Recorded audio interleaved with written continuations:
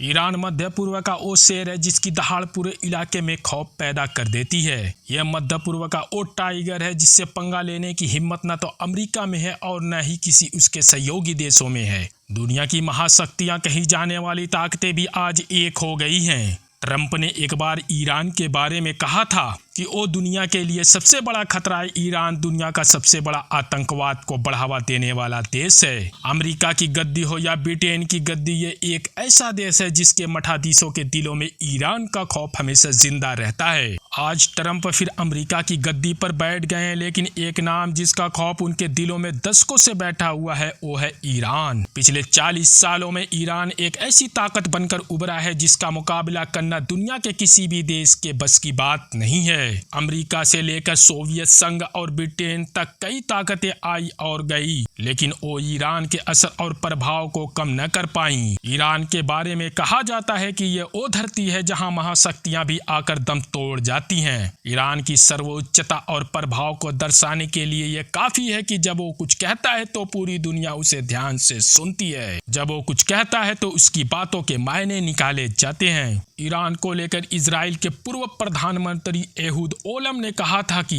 जब ईरान कहता है कि वो इजराइल को दुनिया के नक्शे से मिटा देगा और जब ईरान कहता है कि वो परमाणु बम बना रहा है जिसकी क्षमता 3000 किलोमीटर तक हमला करने की है, दुनिया को इसे नजरअंदाज नहीं करना चाहिए। डरना चाहिए। ईरान यूरोप और अमेरिका के लिए उतना ही बड़ा खतरा है जितना कि इजराइल के लिए है। इजराइल की खुफिया एजेंसी मोसाद ने इजराइल को लेकर एक रिपोर्ट प्रकाशित की थी और उसमें लिखा था कि उसके परमाणु क्षमता उसकी सुरक्षा के लिए खतरा है। मोसाद के पूर्व चीफ योसी कोहेन ने तो यहाँ तक कह दिया कि ईरान पर नजर रखने और उसके खिलाफ सख्त कदम उठाने की जरूरत है। दोस्तों, आज ईरान दुनिया का सबसे ताकतवर मुस्लिम देश है। कौन सा देश चाहेगा कि कोई मुस्लिम देश दुनिया की सबसे ताकतवर ताकत के तौर पर गिना जाए? वैसे भी इस ग्लोबल पावर इंडेक्स के सर्वे के अनुसार सैन्य शक्ति के मामले में ईरान दुनिया के 145 देशों में 14वें स्थान पर है। ईरान के पास ऐसे हथियार और तकनीक हैं जो उसके दुश्मनों को प्रतिरोध करने पर मजबूर कर देती है। अमेरिकी राष्ट्रपति जिमी कार्टर ने एक इंटरव्यू में कहा था कि उन्होंने सोवियत संघ के खिलाफ अफगानिस्तान में अलकायदा की मदद की थी, लेकिन वही जब ईरान कोई काम करता है तो अमेरिका जैसे देश उसे आतंकवाद घोषित कर देते हैं। अमेरिका के पूर्व विदेश मंत्री हिलेरी क्लिंटन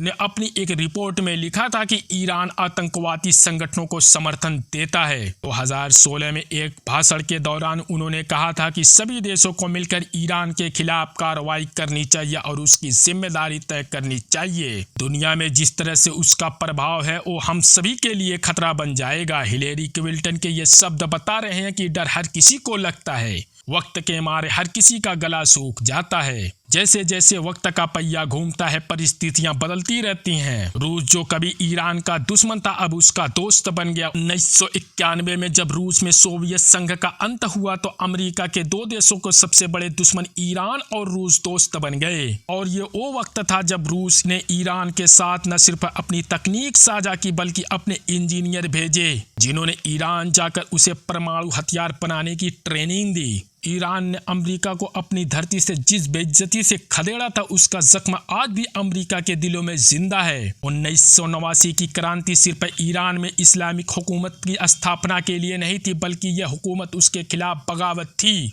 और इसीलिए जब ईरान में अयातुल्लाह खोमैनी सत्ता में आए तो उन्होंने हर उस चीज पर बैन लगा दिया जिस पर अमेरिका का नाम लिखा था। आज भी अमेरिका न तो वो दिन भूला है और न ही आज भी उस तारीख को। वह ईरान को अपना सबसे बड़ा दुश्मन मानता है। 1989 में ईरान ने अमेरिका को उस वक्त घुटनों पर ला दिया था जब उसके पास न तो संशोधन थे और न ही हथियार। अमेरिका ने अपनी पूरी ताकत लगा दी थी लेकिन उस वक्त ईरान में कैद अपने सैनिकों को निकालने में नाकाम रहा। जब यह हादसा हुआ तब अमेरिका की गद्दी पर जिमी कार्टर बैठे थे। वही जिमी कार्टर जिन्होंने कहा था मुझे ईरान से नफरत है, मुझे ईरान की सरकार से नफरत है। अमेरिका ईरान को अपना सबसे बड़ा दुश्मन मानता रहा है। सीनेटर जे रॉकफेलर ने एक बार कहा था कि ईरान एक मुसीबत के अलावा कुछ नहीं है और ये हमेशा हमारे लिए रहेगा। 1985 में अमेरिकी सीनेट ने एक रिपोर्ट प्रकाशित की और कहा कि अगर ईरान इसी तरह से तरक्की करता रहा तो अगले 7 सालों में वह परमाणु बम बनाने में सफल हो जाएगा।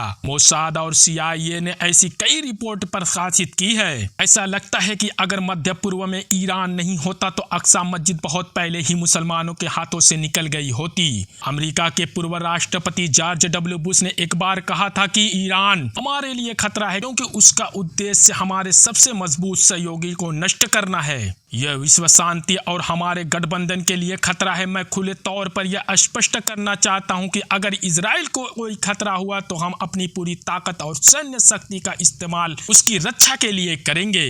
ईरान आज जब फिलिस्तीन की हथियार हासिल करने की इच्छा दुनिया के लिए खतरा है तो अंतर्राष्ट्रीय शक्तियों को ईरान के परमाणु कार्यक्रम को जड़ से खत्म कर देना चाहिए। इजराइल यह भी जानता है कि मुस्लिम देशों में ईरान ही एकमात्र ऐसा देश है जो उसका मुकाबला कर सकता है, वरना अरब देशों की हिम्मत तो मर चुकी है। इजराइल जैसे देश जिन्हें अमेरिका जैसे देशों से समर्थन प्राप्त है वो भी ईरान से भयभीत नजर आते हैं। हाल ही में जब ईरान ने इजराइल पर हमला किया तो नेतन्याहू बंकर में छिप गए थे। ईरान को नक्शे से मिटा देने की बात करने वाले नेतन्याहू की यह हालत है। ईरान अत्याचारियों के लिए ऐसी तलवार है जिसका घाव सहना हर किसी के बस में नहीं है। पूरी दुनिया में 57 से ज्यादा मुस्लिम देश हैं, लेकिन ईरान का दबदबा अमेरिका के सामने जो है वो किसी और का नहीं है। सऊदी अरब जैसा देश भी गाजा के मुद्दे पर उतना खुलकर विरोध नहीं कर पाया जितना ईरान ने किया। ईरान की बढ़ती ताकत और उसकी लोकप्रियता मुस्लिम विरोधी देश ईरान को अपने लिए खतरे के तौर पर देखते हैं। ईरान पर कई प्रतिबंध लगाए गए, लेकिन इतने प्रतिबंध के बावजूद ईरान आज दुनिया में सबसे ज्यादा हथियार और सबसे उन्नति तकनीक वाला मुस्लिम देश बन गया। सच तो यह है कि ईरान का प्रभाव बहुत बड़ा है और यह दुनिया के लिए खतरा नहीं बल्कि अवसर है। आज ईरान पूरी दुनिया के मुसलमानों का हीरो